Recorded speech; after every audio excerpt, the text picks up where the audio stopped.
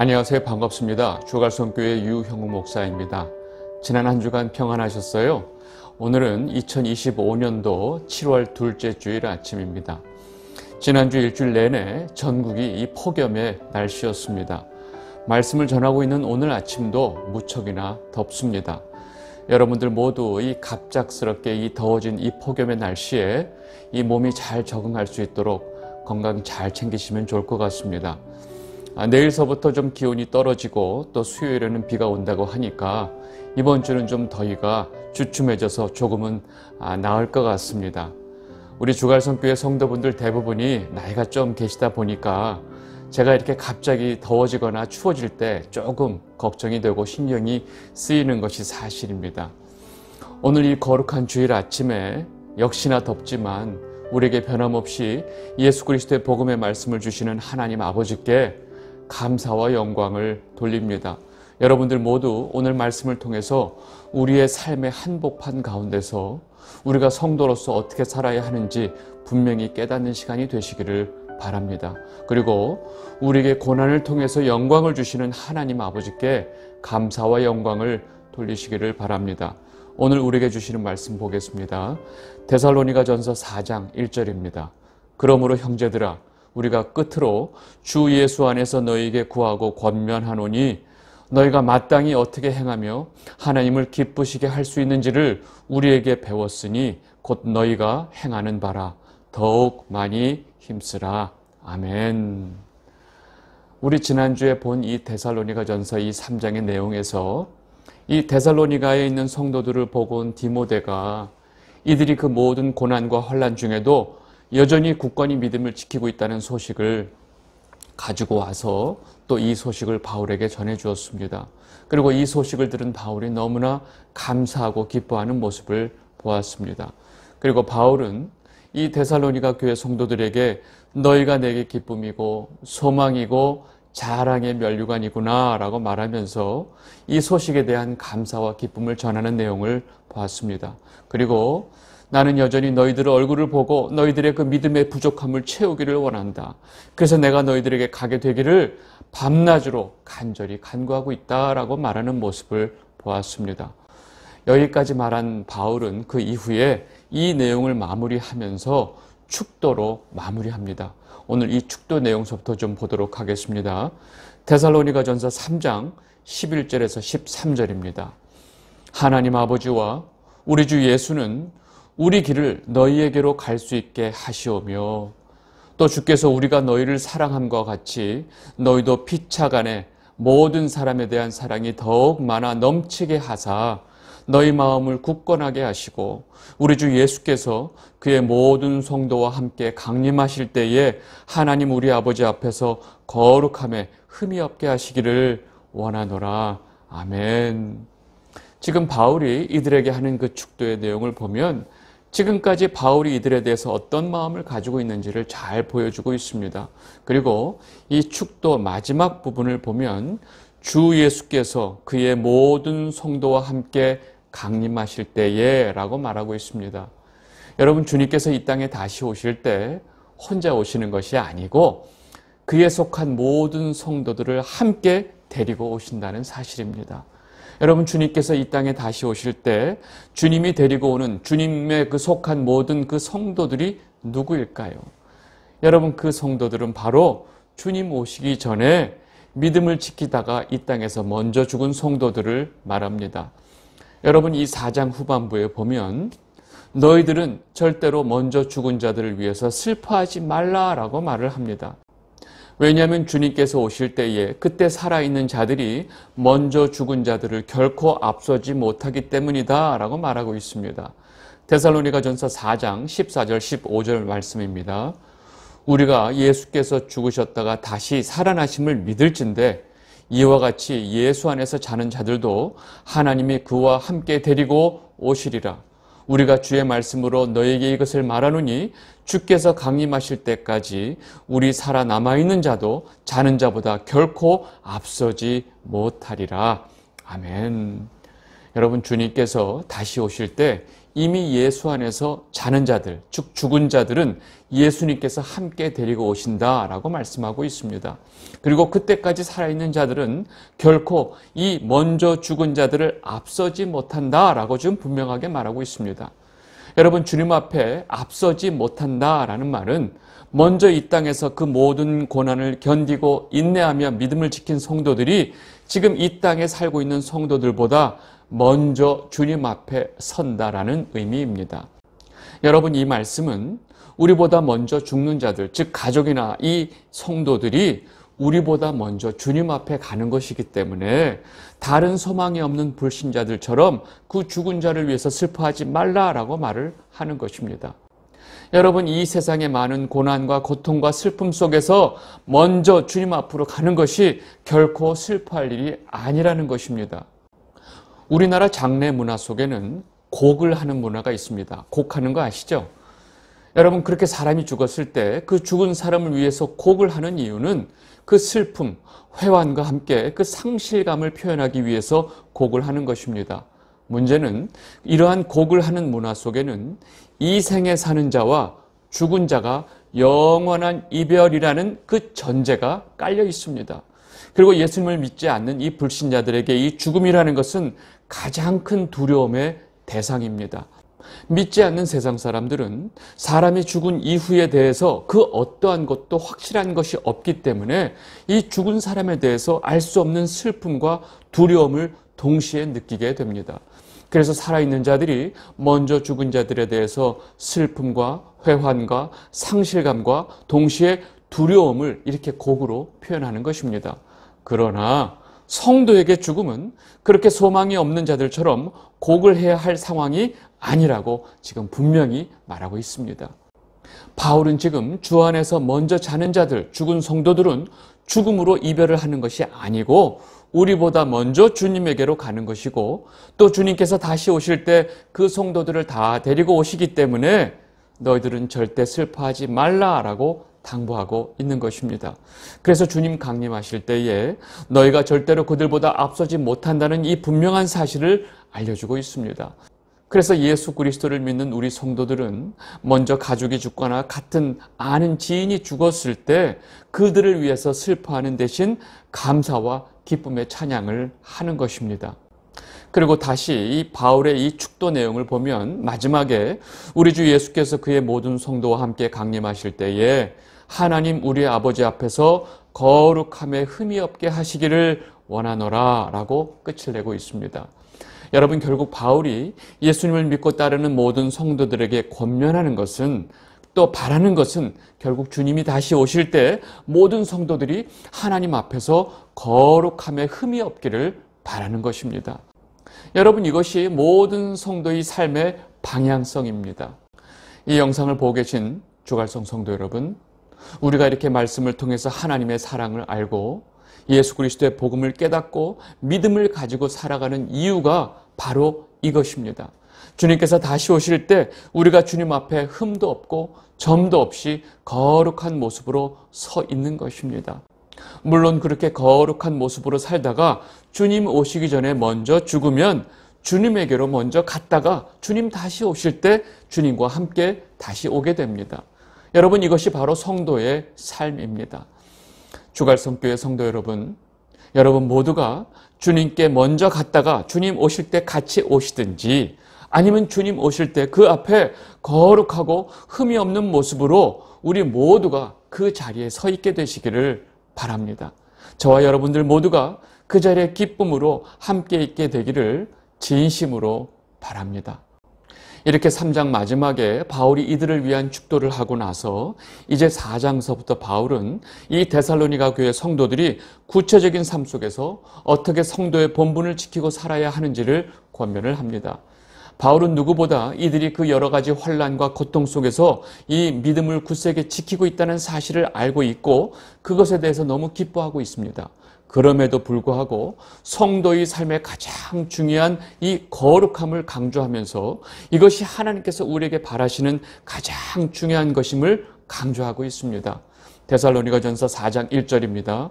그러므로 형제들아, 우리가 끝으로 주 예수 안에서 너에게 구하고 권면하노니 너희가 마땅히 어떻게 행하며 하나님을 기쁘시게 할 수 있는지를 우리에게 배웠으니 곧 너희가 행하는 바라 더욱 많이 힘쓰라. 아멘.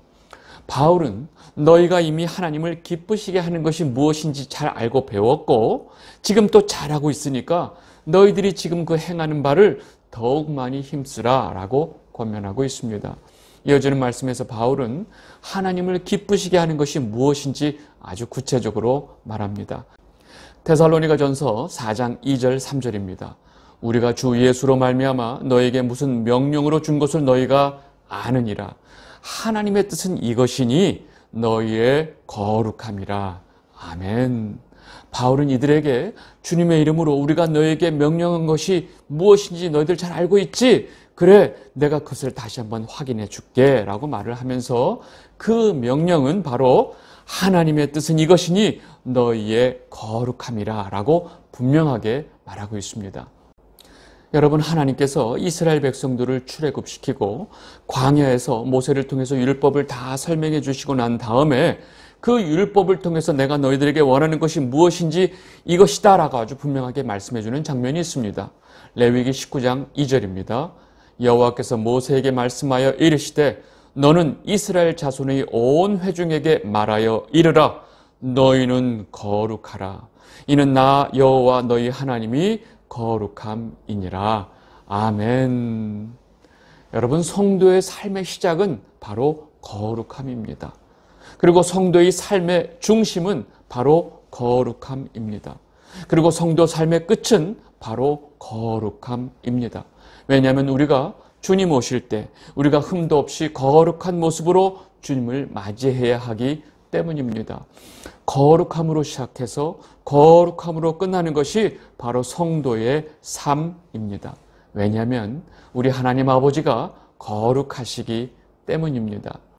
문제는 우리의 삶 가운데서 이 거룩함이 무엇이냐 하는 것입니다.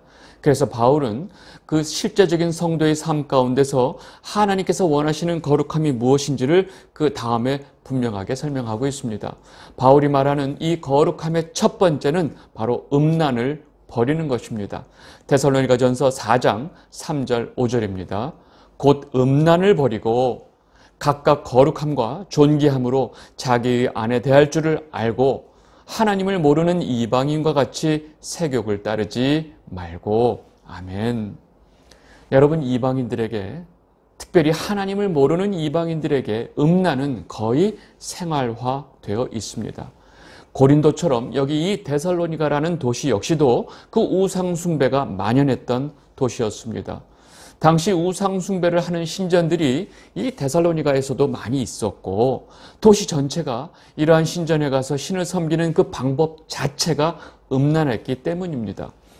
당시 이 로마 주변에 그 헬라 문화가 강했던 도시들 대부분이 이런 우상 숭배와 음란함이 거의 그 보편화되어 있었습니다.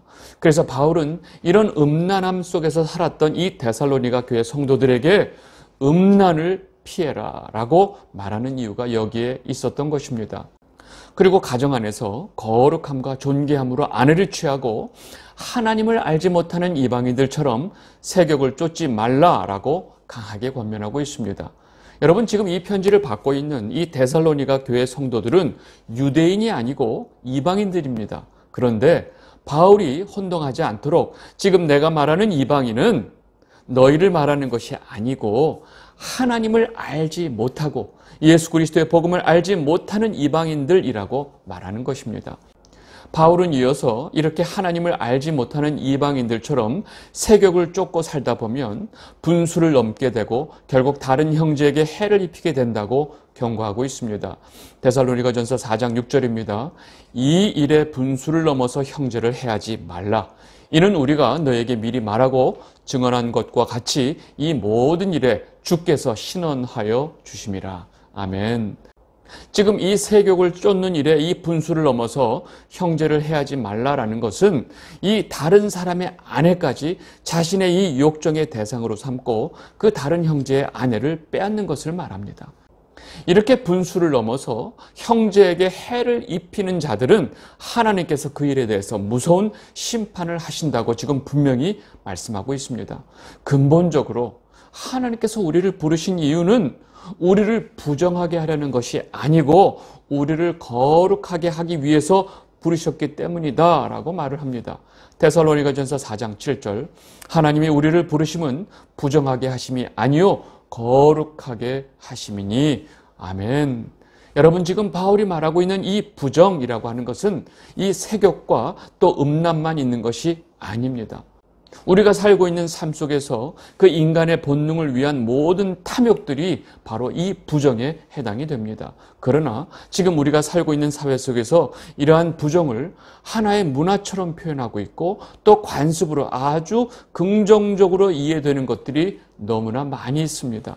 여러분 분명한 사실은 하나님 앞에 하나님 말씀의 기준으로 부정한 것은 다 부정입니다. 우리가 살고 있는 이 사회가 규정한 관습과 전통이 기준이 아니고 하나님의 말씀을 기준으로 부정이 무엇인지를 우리는 삶 속에서 분명하게 구별해야 합니다. 하나님께서 우리를 부르신 이유는 우리의 거룩함을 위해서이기 때문입니다. 여러분 각자의 삶 속에서 무엇이 하나님 앞에 부정한 것이고 무엇이 거룩한 것인지 자신의 삶의 모습을 아주 세밀하게 살펴보게 되시기를 바랍니다. 여러분 이것이 성도의 삶 가운데 지켜져야 할 가장 중요한 본분이기 때문입니다. 방금 바울이 지적한 것처럼 자기의 이 분수를 넘어서 음행을 행하는 자는 단순히 사람의 도리를 저버리는 것이 아니고 하나님을 저버리는 것이다 라고 분명히 말하고 있습니다. 데살로니가전서 4장 8절 그러므로 저버리는 자는 사람을 저버림이 아니요 너희에게 그의 성령을 주신 하나님을 저버림이니라. 아멘. 결국 이 하나님의 뜻대로 거룩하게 살아야 할 성도가 우리에게 성령을 주신 하나님을 저버리는 일을 한다면 그가 성도일까 하는 것입니다. 여러분 바울은 지금 데살로니가 성도들에게 그리고 우리에게 이 질문을 아주 강하게 던지고 있습니다. 이렇게 바울은 거룩함에 대한 첫 번째 사항으로 음란을 아주 강조하면서 설명한 후에 두 번째로 형제 사랑에 대해서 말합니다. 데살로니가전서 4장 9절 형제 사랑에 관하여는 너에게 쓸 것이 없음은 너희들 자신이 하나님의 가르침을 받아 서로 사랑함이라. 아멘. 바울은 이 성도의 거룩함을 설명하면서 형제 사랑에 대해서 말하고 있는데 지금 이 데살로니가 교회 성도들은 이미 가르침대로 너무 잘 서로를 사랑하고 있다라고 말합니다. 바울은 이들이 이미 잘하고 있는 이것에 대해서 다시 한번 칭찬하면서 이 모습을 더욱더 잘 하라고 권면하고 있습니다. 데살로니가전서 4장 10절입니다. 너희가 온 마게도냐 모든 형제에 대하여 과연 이것을 행하도다. 형제들아 권하노니 더욱 그렇게 행하고. 아멘. 여러분 예수님께서 우리에게 명령하신 너희들은 서로 사랑하라 하는 이 형제 사랑은 아무리 해도 지나칠 수 없으니까 지금 너희들 너무나 잘하고 있지만 더욱 그렇게 하라라고 지금 바울이 당부하고 있는 것입니다. 그리고 이어서 바울은 마지막으로 이 거룩함을 설명하면서 한 사회의 구성원으로서 자기 일을 조용히 그리고 열심히 하라고 말합니다. 데살로니가전서 4장 11절입니다. 또 너에게 명한 것 같이 조용히 자기 일을 하고 너희 손으로 일하기를 힘쓰라. 아멘. 여러분 지금 바울이 말하고 있는 조용히 자기 일을 하고 너희 손으로 일하기를 힘쓰라 라고 하는 것이 바로 하나님을 기쁘게 할 수 있는 거룩함이라는 사실을 지금 바울이 말하고 있습니다. 우리는 이 사실을 놓치면 안 됩니다. 여러분 예수님을 믿고 좀 믿음이 생기고 좀 뜨거워지면 갑자기 모든 하던 일 멈추고 교회에서 기도만 한다든지 선교사로 간다고 한다든지 갑자기 또 신학교 간다고 하는 사람들이 예전에 많이 있었습니다. 여러분 흔한 말로 불 받으면 다 때려치고 신학교 간다고 하는 시절이 있었습니다. 여러분 그것은 거룩한 삶이 아닙니다. 성도는 믿음을 가지고 자기에게 주어진 일을 조용히 하면서 열심히 손으로 힘써 일해야 한다라고 말하고 있습니다. 그리고 이것이 지금 바울이 말하고 있는 하나님을 기쁘시게 하는 거룩함이다라고 말하고 있습니다. 바울 자신도 성도들에게 폐를 끼치지 않기 위해서 밤낮으로 일하면서 복음을 전했습니다. 데살로니가전서 2장 9절 형제들아 우리의 수고와 애쓴 것을 너희가 기억하리니 너희 아무에게도 폐를 끼치지 아니하려고 밤낮으로 일하면서 너희에게 하나님의 복음을 전하였노라. 아멘. 지금 바울은 데살로니가 교회 성도들에게 자기에게 하나님께서 주신 일에 조용히 최선을 다하고 열심히 손으로 일을 하라고 당부하고 있습니다. 그렇게 일을 하고 자기 가족을 위해서 성실히 일을 해야 믿지 않는 사람들에게 같은 사회 구성원으로 인정을 받고 궁핍해지지 않기 때문입니다. 여러분, 지금 바울이 성도가 열심히 일을 해서 돈을 많이 벌어서 부자로 살라고 권면하는 것이 아닙니다. 지금 바울의 권면의 초점은 성도가 한 사회 구성원으로서 이 자기가 해야 할 일을 성실하게 하면서 남들에게 폐를 끼치거나 또 궁핍함으로 모욕을 당하지 말라고 당부하고 있는 것입니다. 그리고 이건 역시 하나님께서 우리에게 원하시는 거룩함이라고 바울이 말하고 있습니다. 그래서 성도는 주님이 오시는 그 순간까지 우리의 본분을 지키고 우리가 속한 사회에서 거룩하게 그리고 동시에 성실하게 일을 해야 합니다. 이것이 바로 하나님께서 우리에게 바라시는 것이고 하나님을 기쁘게 하는 일이기 때문입니다. 이 영상을 보고 계신 주갈성 성도 여러분, 가족이나 가까운 사람의 죽음 앞에서 하나님을 알지 못하고 소망이 없는 사람들처럼 행동하지 않게 되시기를 바랍니다. 물론 잠깐의 그 이별 앞에 우리가 슬퍼할 수 있지만 마치 이 세상이 끝난 것처럼 고글하는 것은 성도에게 결코 바람직한 모습은 아닙니다. 우리가 가지고 있는 이 믿음은 죽음을 넘어서기 때문입니다. 우리가 가지고 있는 소망은 이 죽음을 넘어서기 때문입니다. 우리의 믿음은 이 죽음을 이길 수 있는 믿음이기 때문입니다. 왜냐하면 주님께서 먼저 이 죽음의 권세를 이기시고 부활의 첫 열매가 되셨고 우리 모두 주 안에서 다 부활하기 때문입니다. 우리가 가지고 있는 이 하나님의 이 자녀의 특권이 얼마나 대단하고 큰 것인지 여러분들 모두 다시 한번 깨닫고 우리는 이 땅에서 하루하루 성도의 본분을 지키며 거룩하고 성실하게 살아가면 됩니다. 그리고 그 거룩한 모습으로 다시 오실 주님을 맞이할 소망을 가지고 살아가는 여러분 모두가 되시기를 진심으로 바랍니다. 오늘 말씀 여기까지 하도록 하겠습니다. 감사합니다.